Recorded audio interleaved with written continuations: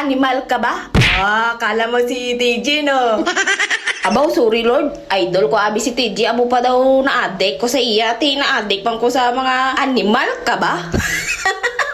Tinunto, talaga ito daw buang-buang na ko di sa balay nga isahanon. O siya, wait lang. Matunga-tunga na ang video. Wala pa kuya ka-intro sang akon nga intro ya. Bago nga adlaw, bago nga tinikal. Animal ka ba? Ay daw nadaray ko ha. Pasensyahin nyo lang kay wala lang. Idol ko lang gid siya. The way he talk, the way he laugh. Alam nyo ba kung bakit ko siya nagustuhan? Kasi nga sa pagbo-voice over niya, the way he talk, the way he laugh, grabe, very natural. Wala nang edit. O siya, tama na kay do matapos na yung video ko. Daw puro na lang si TJ ang ginaistorya ko sa inyo. So mag-alas 5 na pala to ng hapon nung naisipan ko na pumunta sa tindahan ni na tito at tita. So bago ako magdiretso sa tindahan day tito kag tita, nagbakal ako dana isang saging kay napinsaran ko nga magluto sang banana Q nga para sa pamahaw namon. Then nagbakal man ko sang apple kay para na sa pamahaw ko every morning. Kag pagkatapos ko pamakal sa mga dapat ko baraklo, nagsakay man ko dayon sa Eat Right. Wow, Eat Right? OA ka girl?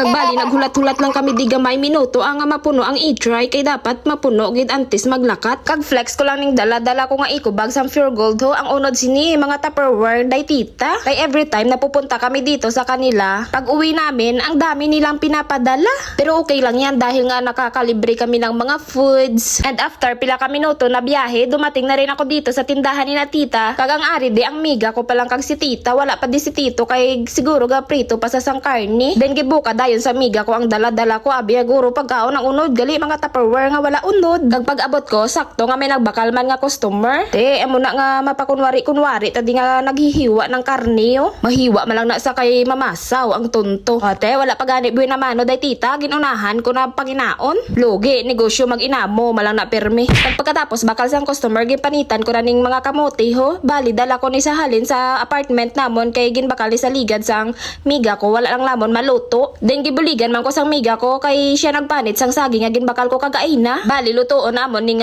banana Q kag kamote Q kay ga-crave ko sina abi. Then pagkatapos ko pamanit kag hiwa sang mga kamote nagbakal ko sang kalamay kay wala kalamay day tita. 1/4 lang nga kalamay ang ginbakal ko kay gamay malang ang lutoon namon. Kag pag-abot ko di sa tindahan, sakto ari na si tito kag kinadlawan niya ko. Kay ang ginbutang niya nga trap nga para sa mga langaw, ako tana ang natrap. Dako gid ko no nga langaw. Tanawan niyo bala ho kay gaagi pa ya chinilas ko. Wala ko abi gina makita mo amo pa natapakan ko. Then dugay-dugay ginumpisahan na sang mega ko prito ang kamote. Bali ginuna niya ang kamote kay dugay ni siya maluto kaysa sa saging. Then may ara na naman nga customer nga nagbakal. Piho. Pamasaw na naman ako. Kag pagtatak sang alas 6 sunod-sunod ang mga customer day tita wala na puro pahuway. Amo pa igo maluto ang amon nga pamahaw nga kamote Q kag banana Q mga alas 7 na sang gabi. Kag sa mga oras nga ni gani damo pagid binakal nga mga customer. Papa, thank you Lord ka na lang talaga.